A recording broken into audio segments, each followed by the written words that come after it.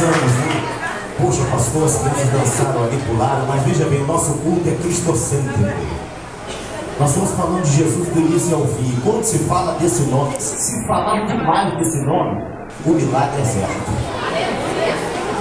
Glória a Deus, glória a Jesus. Queridos, vamos aproveitar essa oportunidade. Nós vamos hoje ouvir bastante a palavra. Deus quer falar conosco. Nós vamos tirar dízimos e ofertas para a obra do Senhor.